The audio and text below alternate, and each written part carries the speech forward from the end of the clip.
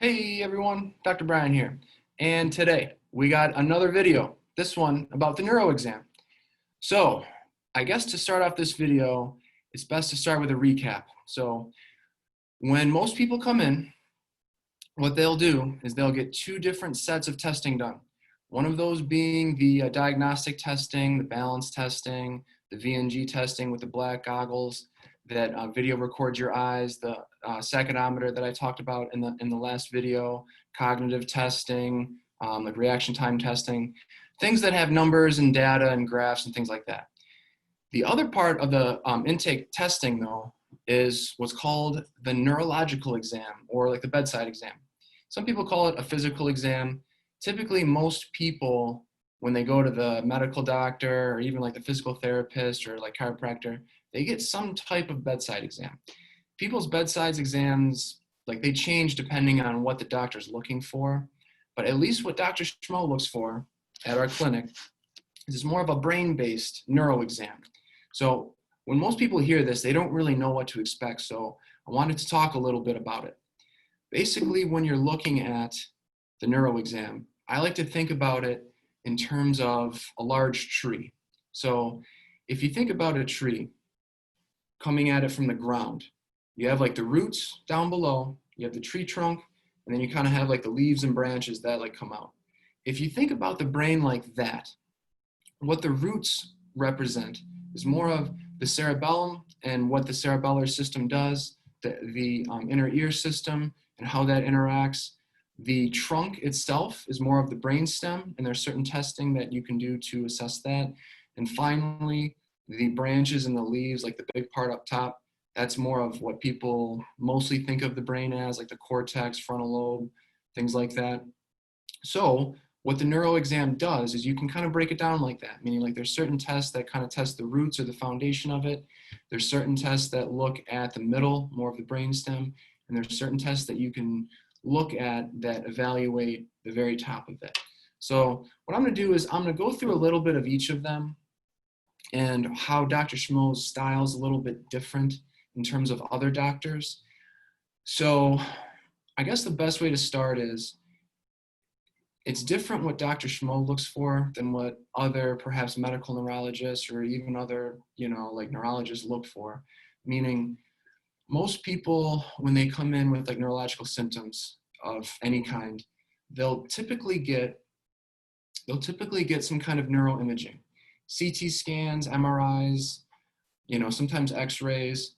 For the most part, at least commonly, most people get that testing done and it's negative. Like they can't find anything structurally wrong with the brain. So when they go to other neurologists and they're doing the bedside, what they're looking for is more like gross pathology, meaning like one system just doesn't work. Like if you think of someone that had a stroke that has a lot of spasticity on one side, like they can't move their arm, during a bedside exam, some doctors would look at that and they're like, oh yeah, like they can't really move their arm or it's really, really tight. So we know that this part of the brain is, injured or, unhealthy, or this was the site of the stroke. Some people kind of have that mindset though, meaning like when they're evaluating even the health or stability or just how functional that area is, it's like white, it's like black and white, meaning it's either perfect or it doesn't work. Dr. Schmo looks at it different though. Like it's always kind of shades of gray, or there's always like middle ground, meaning it might not be, just perfect, but it might not also be completely just shut down and shut off or just not functioning at all. So with that mindset of kind of looking at more of the details, just kind of looking at the system as a spectrum, that's how he looks at it and that's how he evaluates the brain. A good example of this is if you're looking at perhaps the inner ear system function. One of the easiest tests that you would do, or what Dr. Schmo does, is he would take your head and he would have you look at something and he would move your head back and forth at different speeds, left and right, up and down, where what happens is you can look at that and say, yep, like the results of that are either perfect or it's, or it's like non-functional. But most people come in and it's like, it's not, even when they have symptoms of dizziness, and their MRIs are clean and things, it might not be completely shut off. You might just see like little weaknesses or just imbalances from one side to the other, or something that's not readily apparent that sometimes people miss. And that's kind of the key to this neuro exam, is picking out things like that. Looking at it just in terms of a system, it's not about one test really, like making the whole thing make sense. It's about running through this whole kind of like area, the roots, the trunk, the tree, the like branches and leaves, and seeing, does it make sense? Like, are there patterns that kind of say the same thing?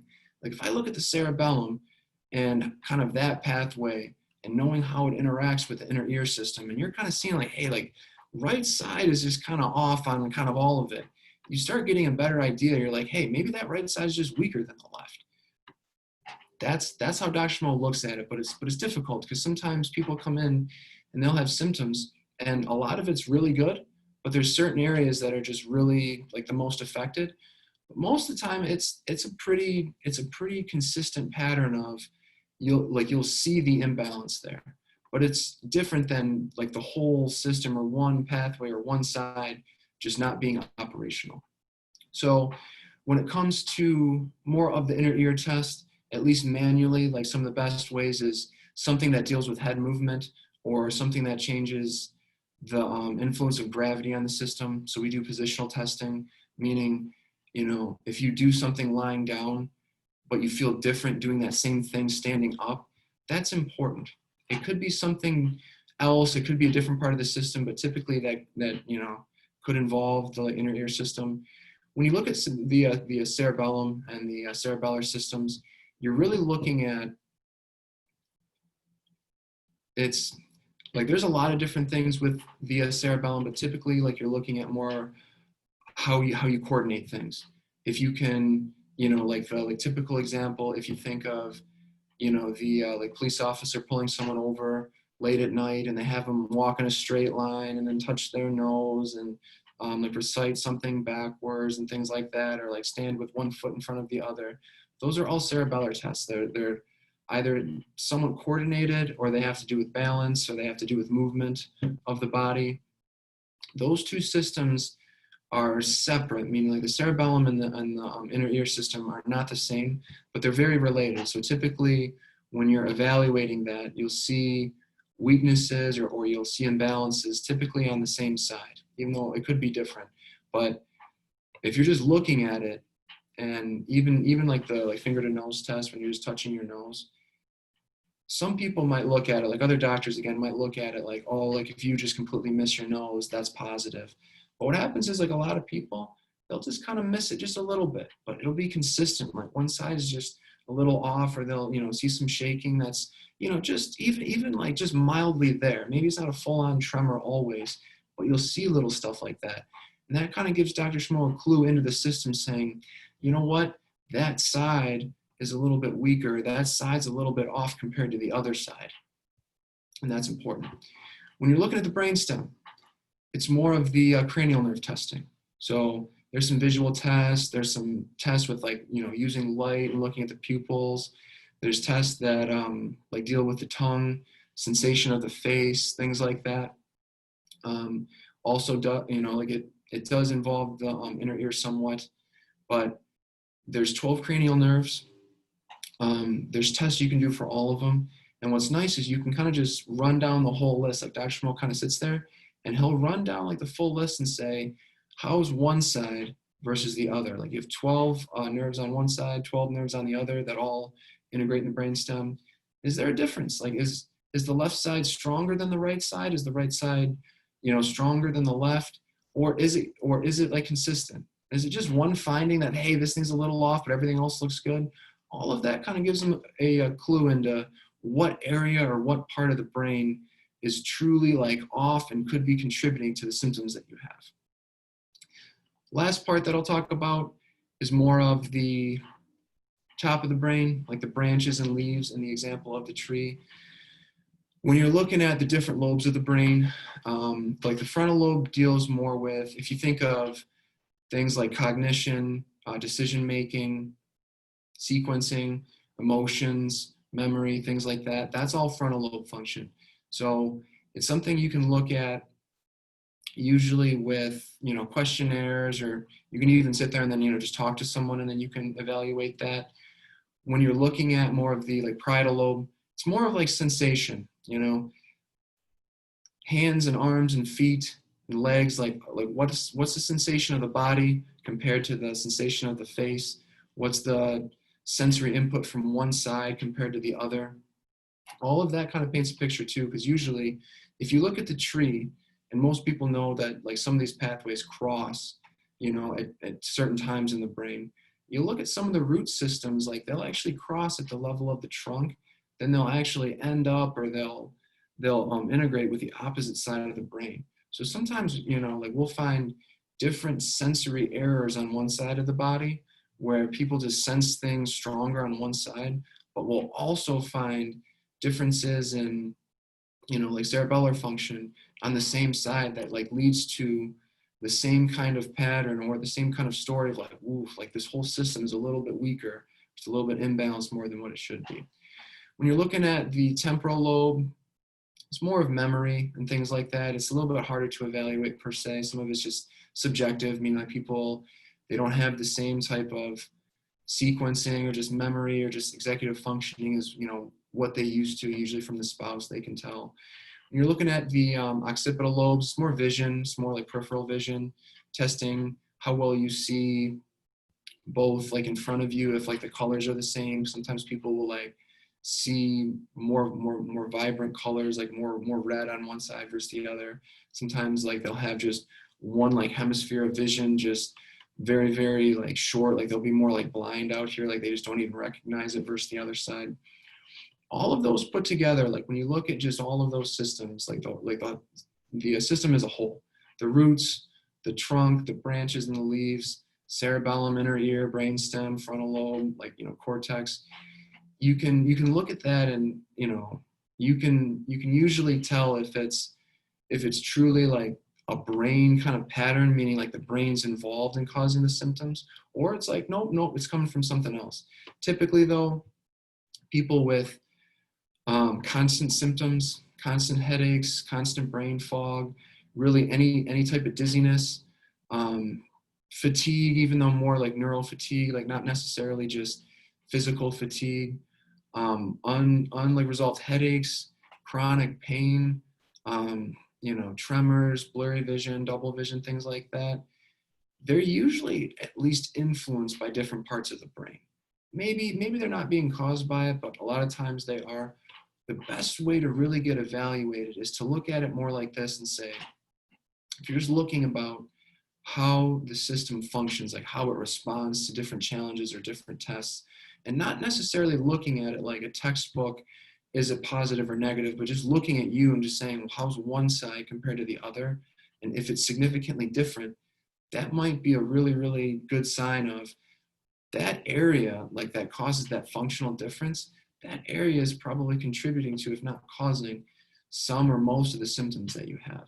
So again, just to kind of recap that, it's just how you look at it, perhaps, or how Dr. Schmo evaluates it. It's not like we'll necessarily do different tests than other doctors, but it's how we interpret them or how Dr. Schmo looks at it relative to other things that makes it different. For the most part, I would say that the like bedside exam is probably the most important thing that like people do. Some of the diagnostic testing is really, really good, but it's usually good at just testing one circuit or one network or just kind of one part of the system or just one part of the brain. And it's nice because you get an objective kind of look at it, like no one's opinion, just, like this is how it's functioning. But it's really only one piece. With the neural exam, you can really put the whole thing together, and that kind of gives Dr. Schmo a really, really good starting point of, this is what's off, this is what's good, this is what we need to fix, or this is what we need to work on, and then like this is how we do it. Just as a quick side note, the other parts of really the testing, the like testing process that we do, we obviously do a lot of like muscular testing, more like proprioceptive testing, like, typical, like more typical chiropractic, joint restrictions, how's like the spine, things like that, as well as we do blood testing. Like we look at the metabolic side, typically for, you know, more markers of inflammation or things that might, you know, like either lead to like just more inflammation in the system that could be contributing to your symptoms, but also too, sometimes people have some anemias or, you know, some different like, you know, just like metabolic deficiencies or like hormone changes that could be a big part of the symptoms that they have too. So it's all kind of part of the neuro exam. Most of it is brain based or just brain biased, meaning like we spend a lot of time doing that. Dr. Schmo tries to look at the whole picture too. He's not trying to tunnel vision just one system and say this is the only thing that we look at. We're just going to forget about everything else. So with that put together, again, kind of in summary, that's kind of the outline of the neuro exam. Something that typically takes about an hour. Dr. Schmo will sit there and like he'll kind of run through it. He likes to talk about it and say like his findings to you, but typically like like we'll put it all together. Like we'll show you the diagnostic testing results. Say like this is what we found. This is what it means. You know, like I found this on the bedside exam. You know, that's more of this system. This is the system that's off. This is how it relates to the symptoms that you have and things like that. But it's important to do a really, really good either bedside exam or just testing in general, because even if you have the best treatment and like the best equipment, if you don't know what's wrong or you don't spend the time doing the appropriate testing, like the treatment or the outcome will never be as good. So that's why Dr. Schmo spends a lot of time making sure he does a really good job of evaluating everything in the brain, making sure he doesn't miss anything, making sure that he figures out exactly like what pattern of the dysfunction is, or just if there's imbalance or weakness or just fatigability of the system. And then we go from there. So I hope this video was helpful. If you guys have questions or, you know, comments, anything about like what I talked about, there's a link in the like in this video that's to our website. There's some phone numbers, emails there. Feel free to contact us. And thanks for listening. We'll see you guys in the next video.